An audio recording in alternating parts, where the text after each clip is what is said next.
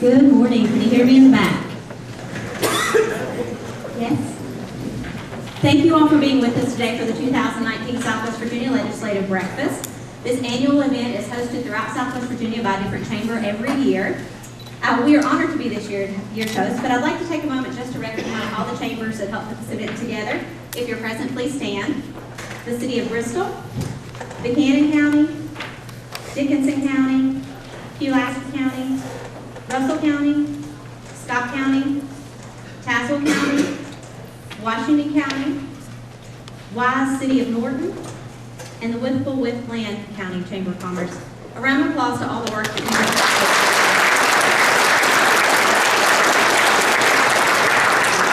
done. And I know we've already had breakfast, but I would like to have Ms. Lori Dill offer our invitation.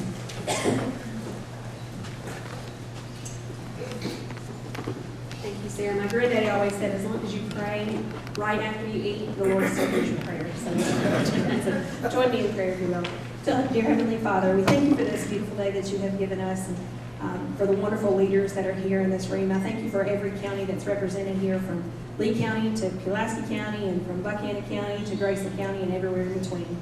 I thank you for the hearts that these leaders have and the great things that they want to do for Southwest Virginia. And Father, today I want to say a special prayer for our legislators who are here. And I just ask that you give them wisdom and knowledge and provision as they prepare to go into session in January. And I just ask that you would give them strength and endurance and help them to fight the good fight for the fine folks here in Southwest Virginia. I thank you for their hearts and their willingness to serve. And I thank you for their families who sacrifice the time for them to be away. And I just ask that you would bless their families in a special way. I thank you for each and every organization represented in this room, and I thank you for special blessings and provision on each and every organization in 2020. And I thank you for having your hand on Southwest Virginia. And I pray a special prayer over the food. I ask that you bless the hands that prepared it and use it for the strength and nourishment of our bodies, and use our bodies always in service to you. In Jesus' name we pray. Amen. Amen. Thank you, Lori. At this time, I'd like to introduce our moderator for the event today, Ms. Stacy Ely. She works for Ballot Health, but she wears many hats. She helps all the chambers and does so many things throughout our region, and we appreciate her taking the time to be with us this morning.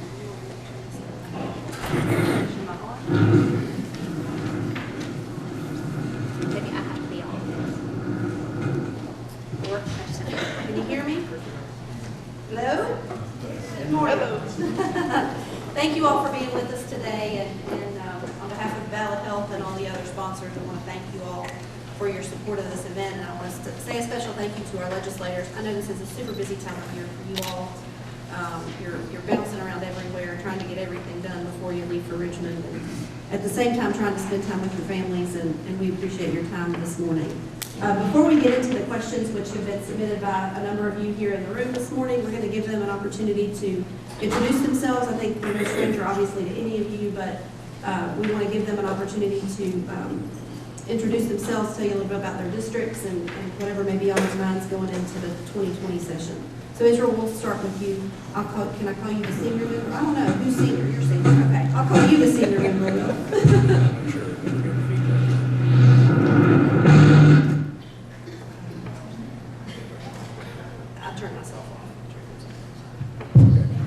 All right, good morning. I'm Israel O'Quinn. I represent the 5th District of Virginia, which cities of Bristol and Galax, all of Grayson County, and parts of Smith and Washington counties. We're going into my 9th session this year, and so I always say it really is a tremendous honor to be able to represent our part of the state, where we set the days closer to 6 other state capitals than we are to our own. And a lot of you in the room, including myself, are closer to 7, and some even closer to 8. And that's not something that's lost on us, because that's the reason why we go to Richmond. That's the reason why we do this job. That's the reason why we spend tens of thousands of miles on the road, because this is personal. This is representing the areas that we all grew up in. We're not just in the General Assembly to just be there.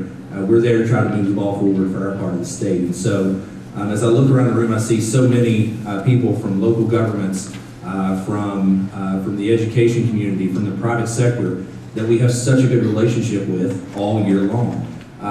That is something that is not the case in all of Virginia. You know, you have legislative delegations and local governments that fight like cats and dogs, You have legislative delegations that absolutely refuse to interact with their local business community. And you are really the reason why we do what we do. And most of the ideas for legislation, most of the bills that we move forward come from the interaction that we have with you. We don't just dream this stuff up. This is stuff that we've seen throughout the course of the year that we want to work on, that we want to try to help Southwest Virginia. And so that's why we're doing it, and that's why we appreciate you and the role that you play in that so much. So thanks to everyone who helped put this together. It's always good to be at this event, and always good to see so many good friends. Hey everybody, Will Wampler here from Southwest Virginia. My home is Abingdon. From Bristol, born and raised, recently elected to represent the 4th House District, which is all of Dickinson County and parts of Russell, Wise, and Washington County. Basically, Israel has everywhere south of the interstate, and then I go north all the way to the Kentucky border. It's good to be with you here this morning.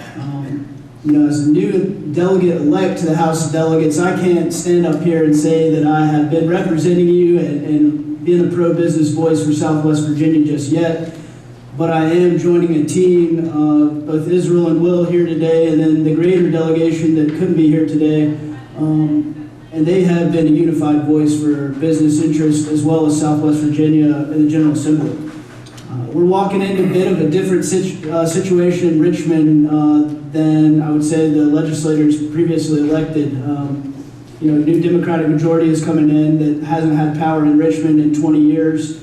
And so, we may face some challenges being Republicans here in Southwest Virginia, but I think we can work together if we can find a majority of folks that are pro-business and realize the value of small, medium-sized businesses and what they do for our economy, what they do for our areas, how they support our counties and our budgets, and how those budgets then flow to so many other services, whether it be public safety or education or issues like that. That's what we need to focus on, is finding a way to represent Southwest Virginia, tell our best story, not just hark on our issues, but find positive solutions that we can find partnership with in Richmond. And so looking forward to doing that, hearing from all of you, and of course my office is open to you as we get ready for session here in January. We want to hear from you, so please reach out if you haven't talked to my staff or myself yet. I'd be happy to get to know you and a little bit more about your organization. So thank you so much. Good morning. It's an honor to be here to see so many people that I've had the opportunity of working with. It's hard to believe this will be my 11th session. I represent the 3rd House District, Wayne County, Tazewell County, Buchanan County, and part of Russell County.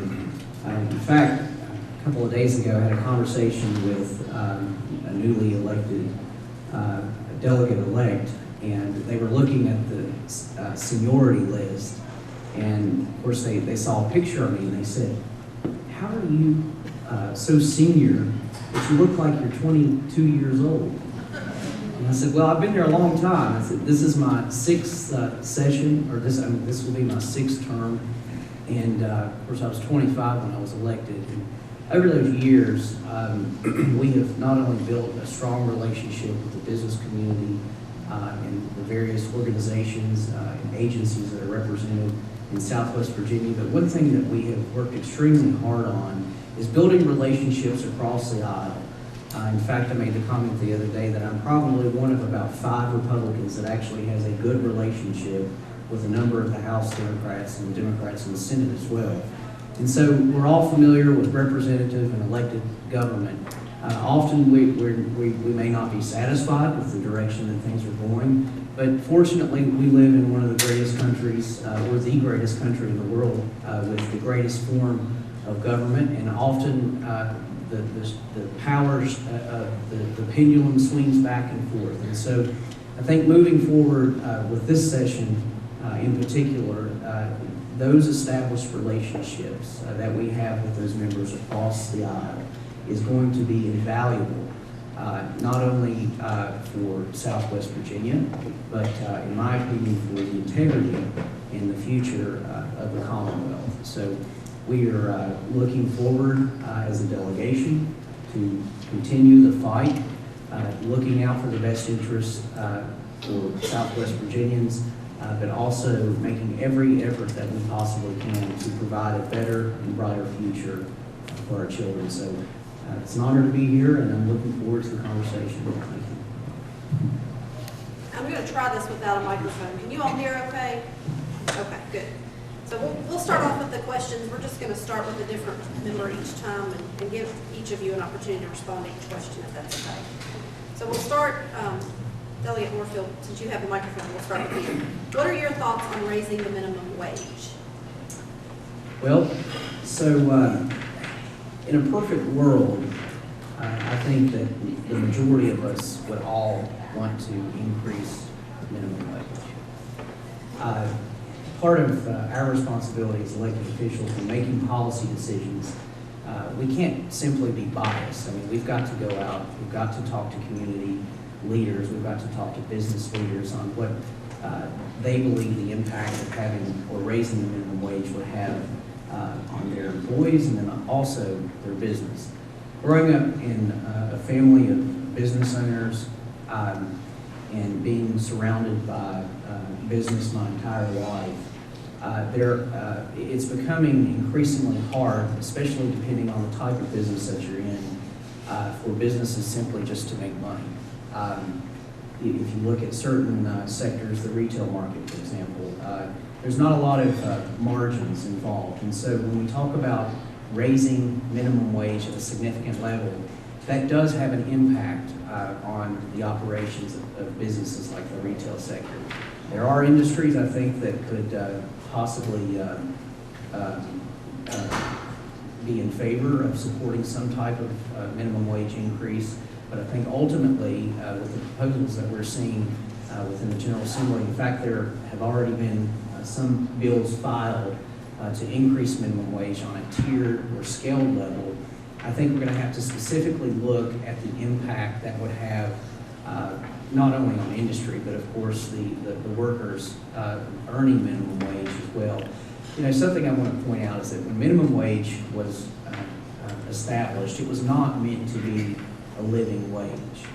But unfortunately, we have so many people who can't get out of that rut, that are stuck in that rut of only earning minimum wage. And I think it's incumbent upon elected officials, policymakers to not only look at the minimum wage issue, but what are we doing in other sectors of government to help or aid those people that can't get out of that rut. And I'll give you an example, Medicaid expansion.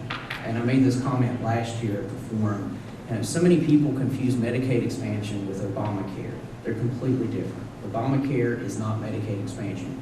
But unfortunately, during the elections, people like to associate Obamacare with Medicaid expansion. Well, the Southwest Virginia Republicans actually were the ones who led the way to ensure that we had a system that was responsible, but also made sense as far as helping those who need help the most. Under the old system, if you were a single able-bodied person earning minimum wage, you would not be eligible for Medicaid. So before we had an old system where we were encouraging or incentivizing people not to work, now we have a system that encourages and incentivizes people to work. So if that single able-bodied person who's earning minimum wage, they're trying hard, they're getting up every morning, they're going to work, they're trying to do better and improve their lives, we now have a system that helps reward that kind of behavior. So I think we've got to specifically look at other sectors within policy to see how that we can help those people who are stuck in that rut, as I said. And it's simply not, the answer is simply not just increasing minimum wage. So I think over the course of the next several weeks, we're going to be closely looking at these bills. We're going to be meeting with industry representatives from all across the Commonwealth to see, and people that are living and working in these types of situations to see what type of compromise we think would be a best fit for everyone. Going down, right down the line. Minimum wage. It's low. It's hard to make a comfortable living on $7.25 an hour.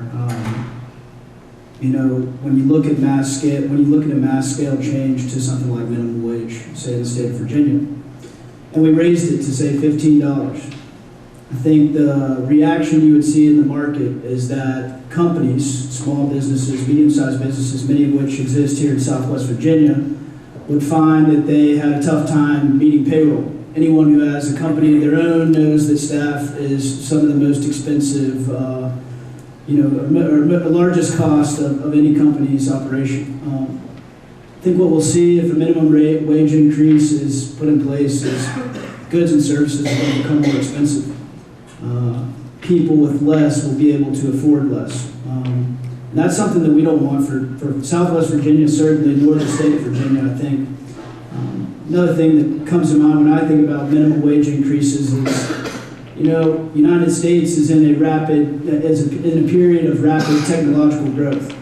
If we tell a company, okay, you're going to have to pay a staffer of any level, a minimum of $15, well, they're going to say, I'm going to spend money looking to develop new technology so I don't have to employ that worker. And that's also dangerous for our economy. I don't think anyone, yet public sector or private sector, is fully ready for an autonomous workforce where we don't employ humans to do the work anymore. That's a scary thought. And so I say until we're ready to do that, we need to think of other ways to build up companies and encourage full-time employment. And so I'm going to be working along with these guys and a few others in Richmond on ways to develop that. So the concept of minimum wage is not bad. Knowing what to expect on the employer and the employee side is a good thing, so that everyone can budget appropriately. And so I think that Delegate Wampler is right that 725 has not kept up with inflation. And in a perfect world, we would have that fix in Congress that's tagged for inflation, and we don't have this discussion every 3 or 4 years. But that being said, anytime that you see potentially a 105, 110% increase on a small business on their labor line, it's going to be tough because salaries and wages always your number one expense in a business for sure. So what you end up with is a situation where a lot of times younger workers get precluded from the workforce. And when you look at a city like New York, which has more people than our state has, and they're already having businesses every day that are closing, and their single attributing factor is $15 minimum wage. If they can't make it work in New York City, which is basically the hub of commerce in the United States of America, I doubt we can make it work in Southwest Virginia. Wages always tend to increase as production and sales increase along with it. So you may have a great year where your sales go up 4%, but if your labor line goes up 70%, you've got nothing to backstop that on your P&L, and you're going to be hurting. And so you end up in a situation where people get their hours cut in half. If they've been at 30, they're going to 15. And it's just a bad situation overall. I think we've also seen a situation, though, where the market has really already increased the minimum wage. You don't see anyone with their electronic, LED sign advertising, we hire at minimum wage. It's $9, $10, $14. If you want that top tier, that better employee, you've got to pay for them. And so the market's already fixed that in some portion. It hasn't fixed it completely. But definitely you heard the number $15, and that's 100% the target that you're going to see in Virginia this year. If you have a January to December fiscal year, I would go ahead and bake that into your numbers just to see kind of what that looks like. And whether we go from 725 to 15, whether we go from 725 to 12 to 15, there's another one that we've seen that goes from 725 to 10 and goes up $1 a year for 5 more years. Again, I don't know if there's any perfect way to tackle this because it's definitely going to whipsaw your salaries and wages line, but certainly, again, I don't think that the minimum wage is a bad concept, but having such a drastic increase is going to be really, really tough on small businesses. And small businesses, make no mistake, are the backbone of Virginia's economy, and that's the part that really worries me. Thank you all for your thoughts on that. Up next, we're going to talk about education a little bit, and Delegate O'Quinn, we'll start with you. What can we do to assure continued success for our schools as student populations decline? And what do you see happening with SOL testing?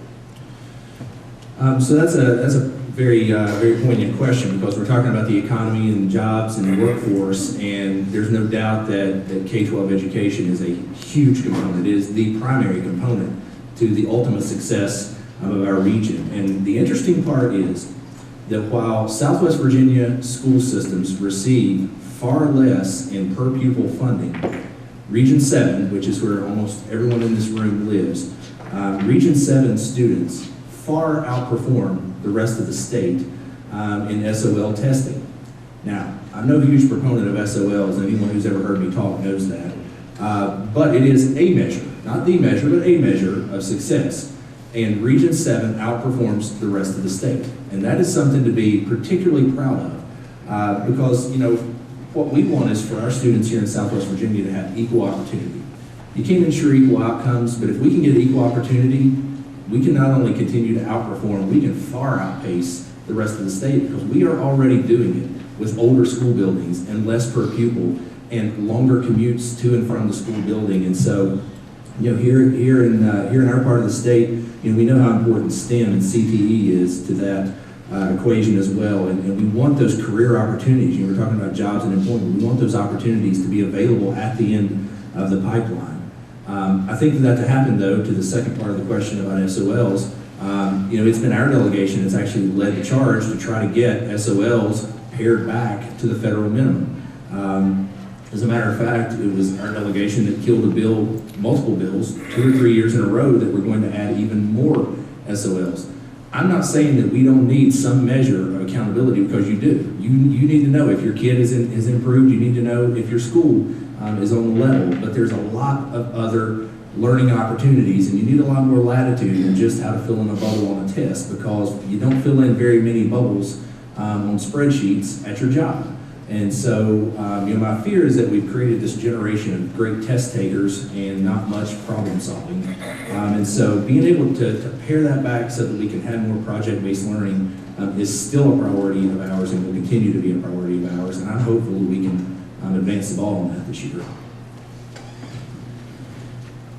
Take this two-part question. I think the first question was, what do we do in Southwest Virginia with a school-age population that's in decline, enrollment loss? And how do we succeed to develop a workforce that is attractive to employers from outside the region when they look at us and they say, my talent pool is drying up?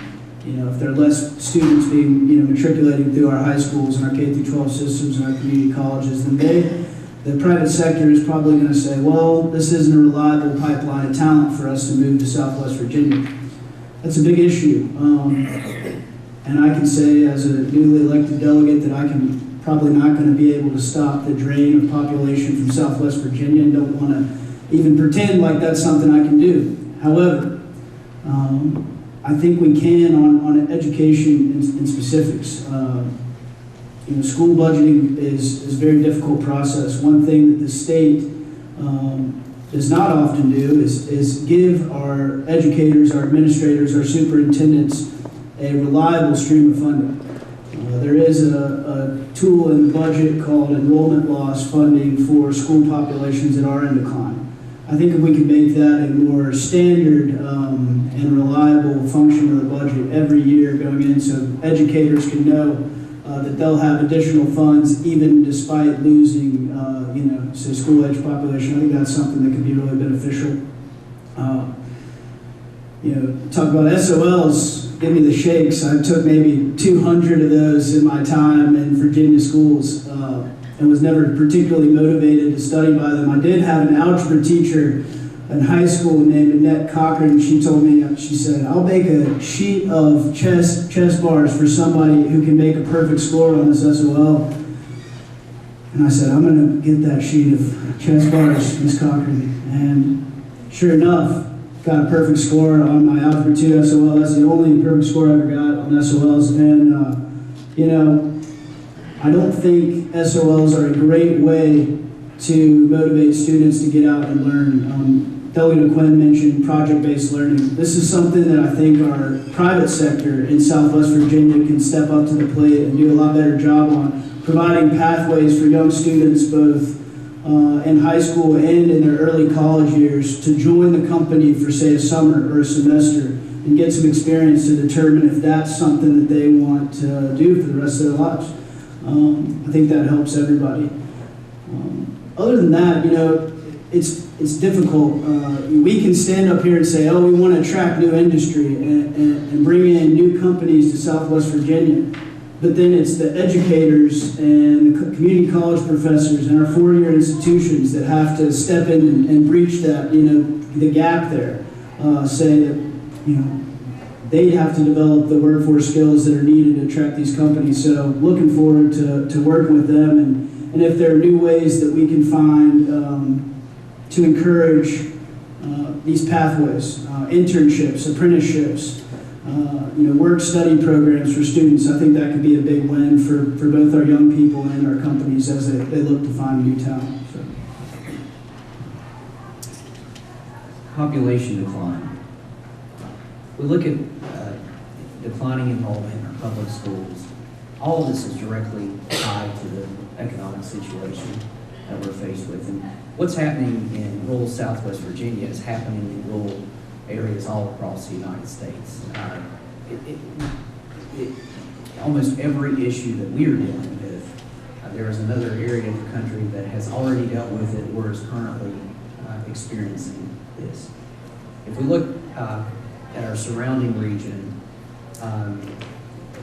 places like McDowell County, West Virginia, which is just over the border from Tazewell and Buchanan County. My grandmother's family were from there. They used to tell me stories about the thousands of people, the commerce, the instant success that people were having there. If you lost your job, you could find a job in an hour.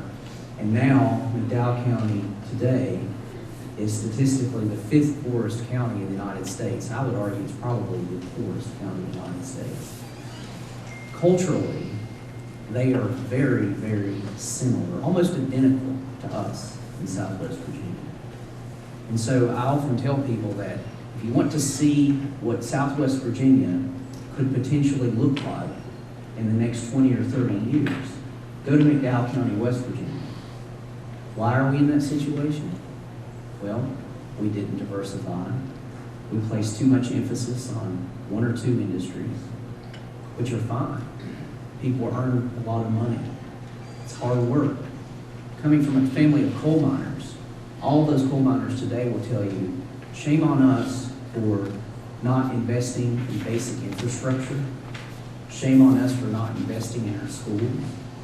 Shame on us for electing people who are not looking at alternatives to attract new industries into our region. And so now as a result, we are suffering from it. When we talk about SOLs, there has to be some level of measure. We have to have some base of measure on performance, and it's incredible that our region, our students are outperforming others across the Commonwealth. But one of the serious issues that we face, I think is geopolitical. It is geographic.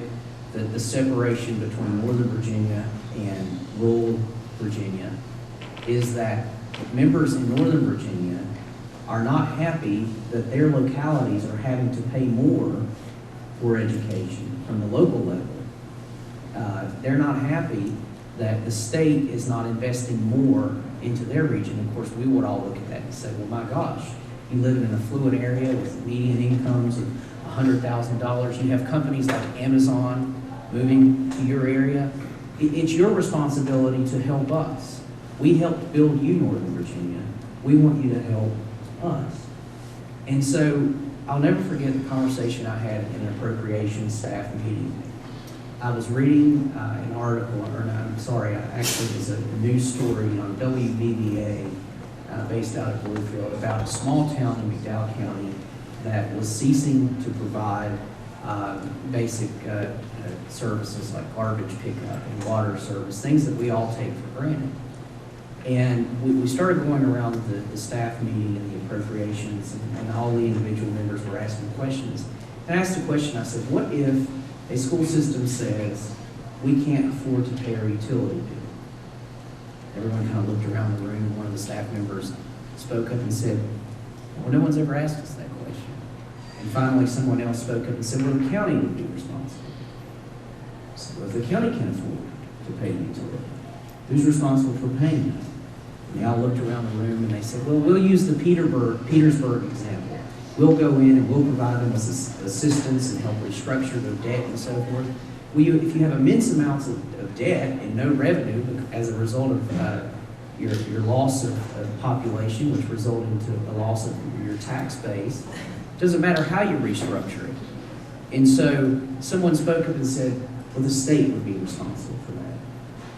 So the message that we're trying to portray to those members in Northern Virginia is that if we don't address these issues now by investing in our dilapidated schools where kids are having to sit in the classrooms and with garbage cans collecting the rainwater that are coming through, we're putting immense amount of pressure on them with standardized testing, and also our teachers, our educators.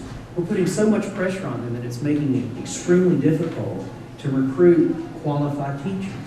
They don't want to go into that profession because of the immense pressure with the low pay that they have to experience. And so the message that we're saying to these other members is, if we allow for this to happen, we don't start investing in vocational training, if we don't start making these core investments in our education system, Dickinson County, Tassel County, Buchanan County, it's not out of the question that if we keep going down this track, we will be the next McDowell County. And before you know it, we're coming to the Appropriations Committee, our locality, saying we can't afford to pay our bills. How do you think the representatives in other localities in Virginia are going to view that now we have to pay more bills? And so this is the message, this is reality. This is the message that we're trying to convey.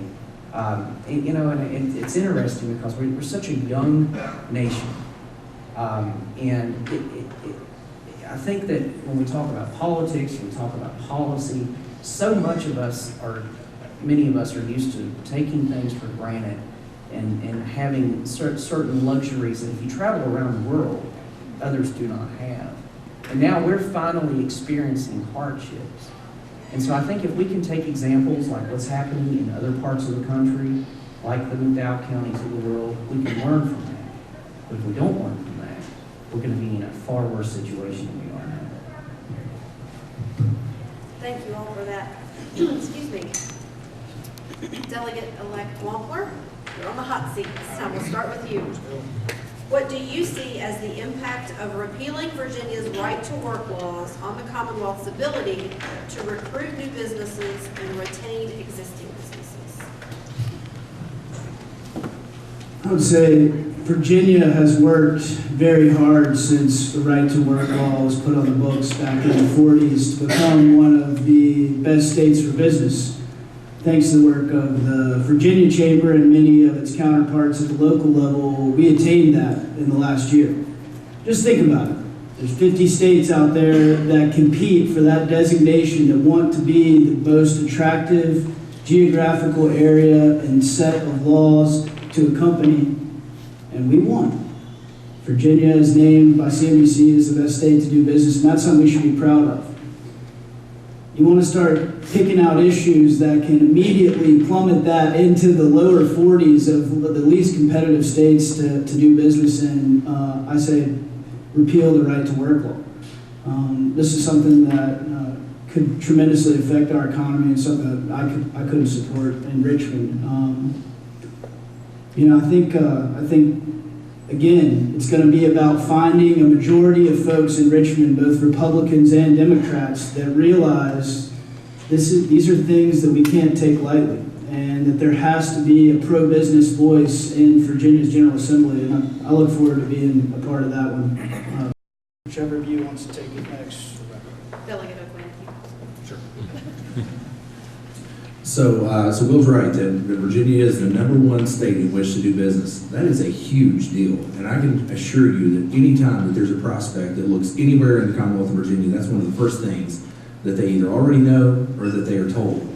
And when you look at that list, 7 out of the top 10 states on that list are right-to-work states. And so I think sometimes there's a misconception that somehow that being a right-to-work state precludes you from being in a union or there being a union, which is just flat out not true. It just doesn't force compulsory membership. So what's this going to do to, you're talking about recruiting and retaining new businesses. It's going to make it exponentially harder if it's repealed to recruit new businesses to Virginia, because all you have to do, if they're looking at this region for any particular reason, and we know that we're geographically situated very, very well. You know, we're within a day's drive of 60% of the United States. So if they're looking at our region for that reason or a number of other reasons, then they can look around you and see that Kentucky, North Carolina, Tennessee, and West Virginia are all right-to-work states. It's going to be a pretty easy calculus for them to exclude Virginia right out of the gate. As far as retaining existing businesses, you know, if you have a business in Marion or Bristol or Clintwood or, you know, Galax, you can be into one of those other states in less than an hour. It's not going to be that big of a deal for some businesses to pick it up, move it across the line, and set it back down. And all of a sudden, you've got people driving much further, but the bigger problem is that you are losing that tax revenue. And so, you know, here's the key stat, is that no right-to-work state has ever reversed course and gone back. If Virginia does that, we might as well put a big red flashing strobe light right on top of the Capitol that says, warning, instability ahead. Because when you look at what that's going to do and how it's essentially going to upset the labor market, most businesses, regardless of whether they operate with or without you know, union-based laborers, are going to be very spooked by that move, and it's going to make it extremely difficult to be able to retain that. As a matter of fact, I'll guarantee you, if we repeal the right-to-work law, Virginia will not be number one. We probably will not be in the top 10. We already have some factors dragging us down in that. When you look at cost of doing business, we're 35th. There are other things in there that are not spectacular, but we have a good workforce, we've got a good talent pipeline, we've got a great education system. Those are the things that keep us in number one. You repeal right to work, and we're going to drop like a rock. Delegate Warfield, do you have anything to add?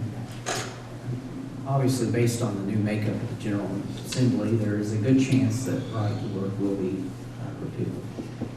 And, you know, as coming from a family of coal miners, my grandfather was a proud member of the United Mine Workers, and he also was a superintendent. He was what you would call a company man. So he was a active member of the union, but he was also a company man, which was a rarity back in those days. And I remember him telling me stories about his parents and his grandparents growing up in the coal camps and some of the deplorable conditions that they had to experience, and where they were becoming subject, beholden to the coal companies. And so we're all familiar with how the coal camps operate and so forth, and the company stories. And so during the John L. Lewis days, there was a tremendous need for unionized labor to fight for protections, to fight for certain quality of life. And as a result, we adopted a number of policies across work-related labor policies across the United States that increased and improved those conditions.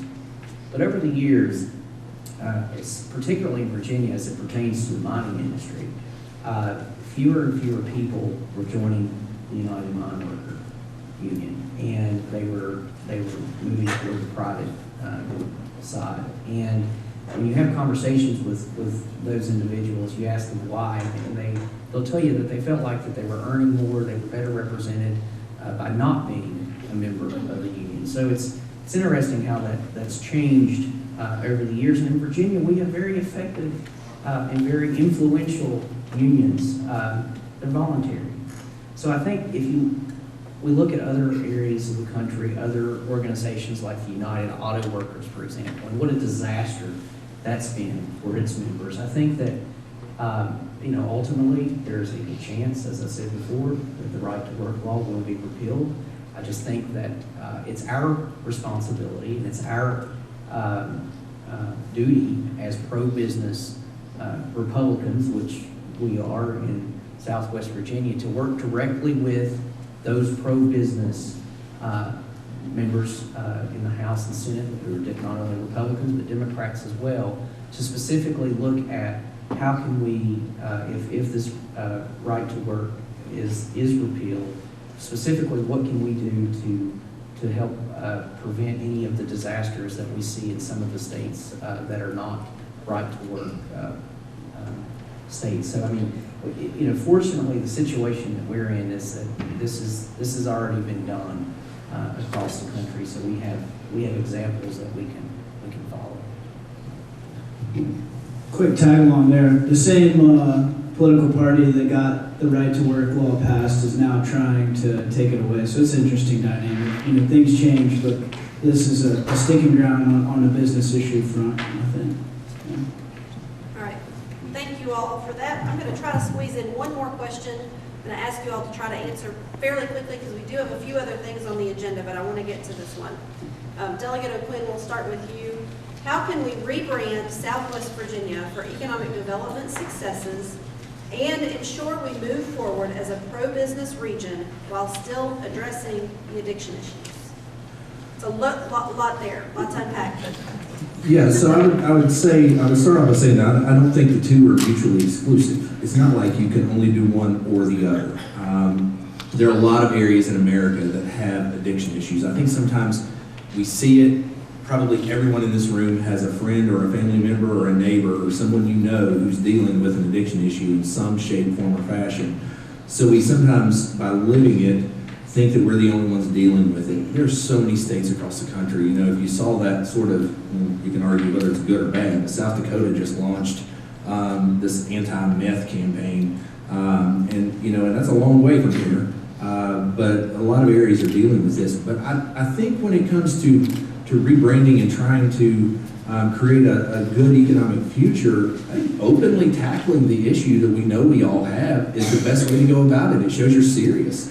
We can gloss over it and pretend like we don't have a problem. And I'm sure that, there are some other states who would probably do that same thing. But if you say, sure, there's a drug problem and we are trying to confront it head on, not pretend like it doesn't exist. And so, it's been our delegation that's led on a lot of the opioid-specific bills. Now, all of a sudden, we're having to try to get our hands around this issue with this cheap, really high-quality meth that's coming across the border from Mexico. So we've gone from meth to opioids to heroin and back to meth, and so that creates a big issue. But we are rebranding the area. We are making aggressive headway on trying to recruit new businesses here, and making partnerships that have never been explored before. So there's a lot to offer here, but I think we absolutely have to continue to tackle this addiction issue. And it's not something that, again, is mutually exclusive to economic success. I think it shows you're serious about it, and so we're going to continue to push forward on that. And I'm really actually very excited and optimistic about what the future holds, because I think we actually are making headway on both of these fronts. Try to answer briefly here. It's important to not only identify an issue, but then provide some solutions to solve it.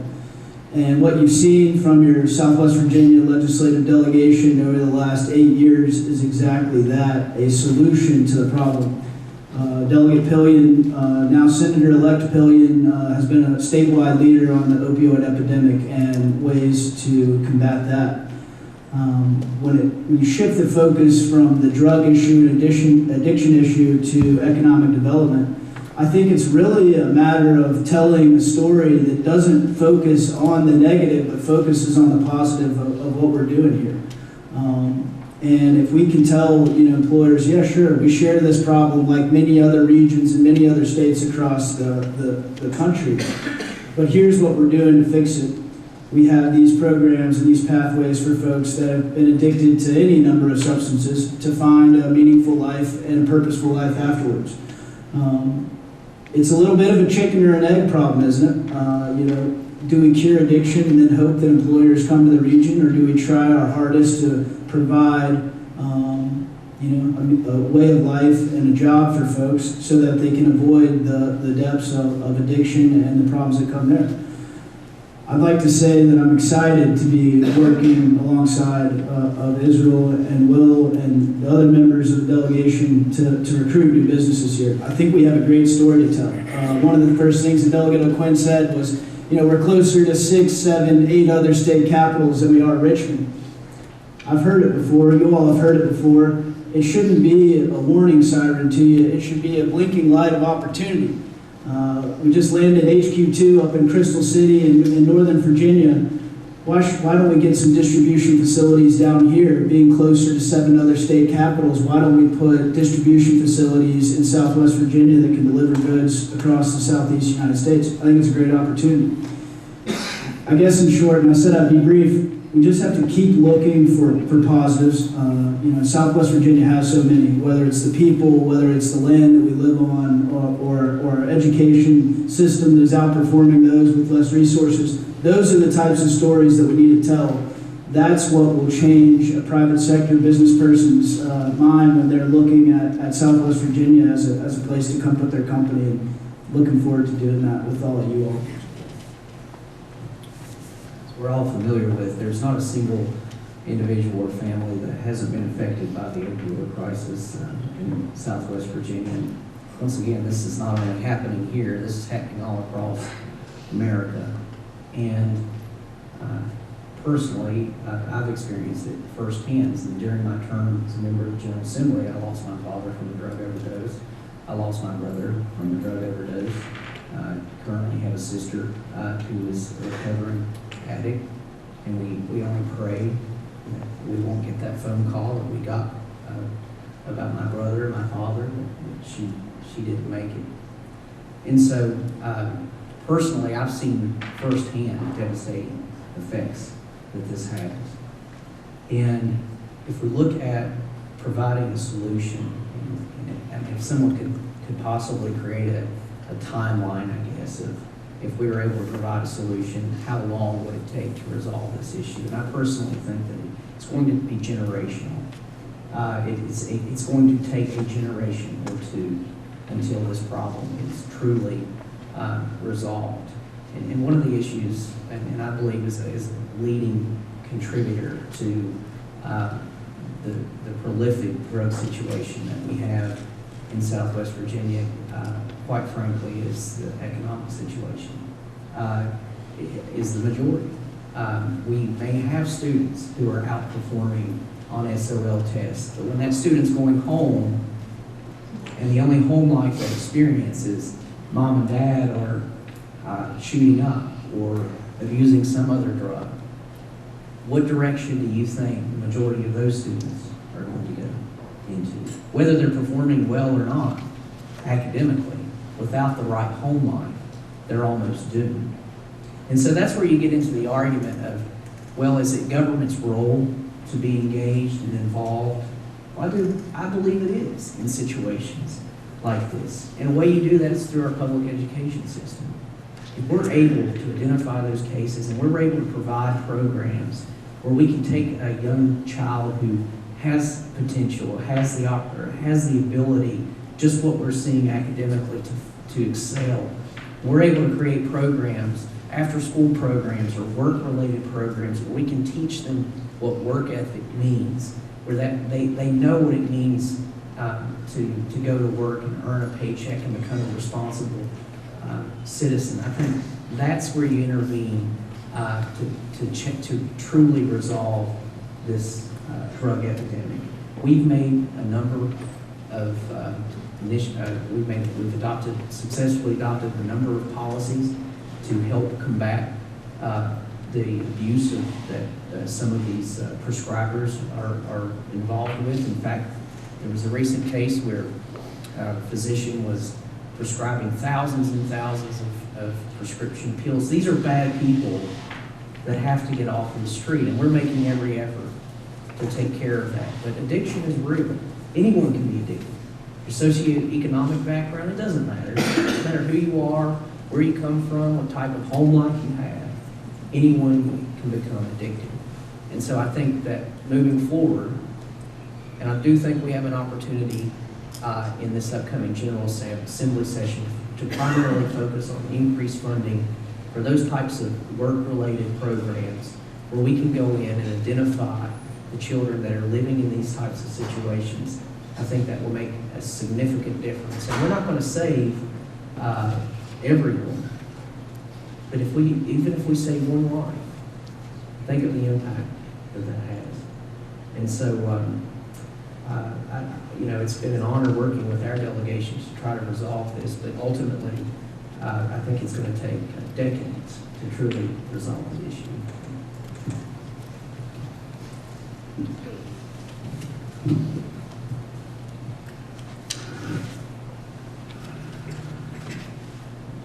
Thank you all very much for that. Let's give our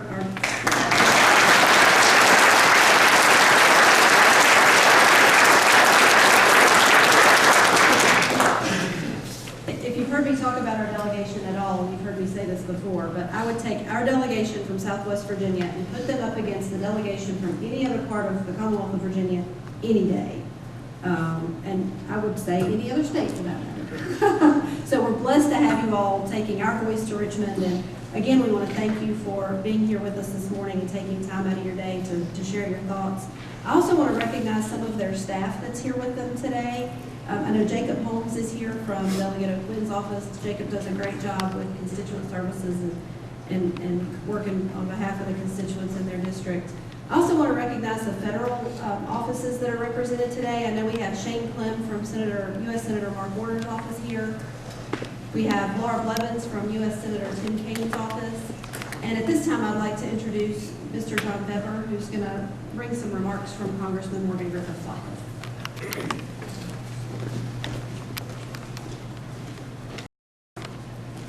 Am I talking loud enough? Can everybody hear me in the back? Okay, good. So Congressman couldn't be here today, but he did want to send some remarks. So he prepared a letter, and I'm going to read it now. Greetings. I would like to extend my best wishes to all gathered at the Southwest Virginia Legislative Breakfast and offer my regrets that I cannot join you in person this morning. Thank you to our legislators for serving our constituents. Thanks as well to the Smith County Chamber of Commerce and Southwest Virginia Chambers of Commerce for hosting this breakfast. In the U.S. House of Representatives, I am committed to policies that promote economic development, job creation, and an improved quality of life in Southwest Virginia. I continue to champion funding for the abandoned mine land pilot project to support redevelopment of old mine sites for a variety of new uses. The Energy and Commerce Committee, on which I serve, has made bipartisan progress in expanding access to broadband. Further, I have supported the Trump administration's efforts to ease the regulatory burden on businesses and make rules in a prudent, lawful way. I would like to express my gratitude for all you are doing in our communities and my hope for continued cooperation between the representatives of Southwest Virginia at all levels of government, the business community, and civic organizations. I remain yours sincerely, H. Morgan Griffith, Member of Congress.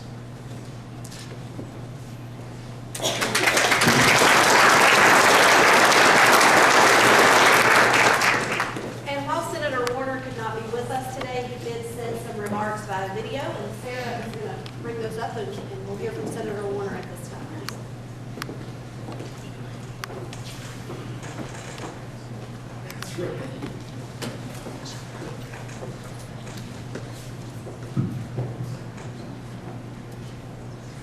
Thank you, sir. Thank you to the Smith County Chamber for hosting this important event. I'm sorry I can't be with you in person, but I really appreciate the opportunity to send you a video message about some of the important issues facing Southwest Virginia. First, I want to say a brief word on an issue that Stacy and I have been working on for a long time, and that's the Lee County Hospital. For nearly 6 years, I've been working with Senator Kaine, Congressman Griffith, Jeff Mitchell, and the whole Lee County team to get this important facility back up and running. And I do want to thank Stacy and the team at Valley Health for their efforts so far. The urgent care center that opened in October is a good first step, and I plan on continuing working in a bipartisan way to make sure that we get the whole Lee County Hospital fully up, back and running. And that means working with the states and one other way that we can support all of our local hospitals is by defending Virginia's Medicaid expansion and by making sure that the Commonwealth gets its fair share of federal dollars. We know these funds are vital to rural hospitals and many other providers, many of whom are on the front lines of the opioid crisis. I've introduced bipartisan legislation called the SANE, which would make sure that Virginia gets the same level of federal funding as other states do expanded Medicaid soon. Another piece of legislation I want to highlight is the 2018 Farm Bill. I was proud to vote for it, which included legislation I sponsored that removes industrial hemp from the list of controlled substances and allows hemp to be treated as an agricultural commodity. Virginia can be a leader in national hemp production, and I'm excited about this great opportunity for producers in Southwest. I'll close with some encouraging news that we're not done yet, but something that I think we're making progress on an effort to protect pension and health care benefits for Virginia's retired men, including the miners affected by the recent bankruptcies of both Westmoreland Coal and Marion Energy. For years, I've been working to pass legislation that would permanently protect these benefits for our miners. Recently, we secured crucial Republican support for this legislation, known as the Bipartisan American Miners Act. With the support now from the Senate Majority Leader Mitch McConnell, the capital of West Virginia, we're closer now to passing this legislation, but we're running out of time to help many of our miners.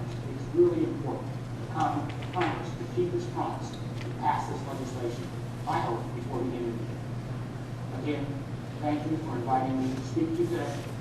You all know Shane, right-hand guy in Southwest Virginia. If there's anything my office can do to help, you let me know.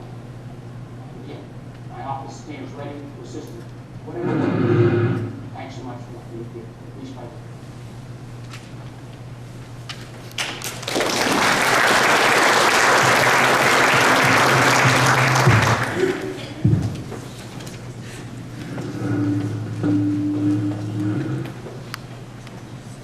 And with that, I want to thank you all again for coming.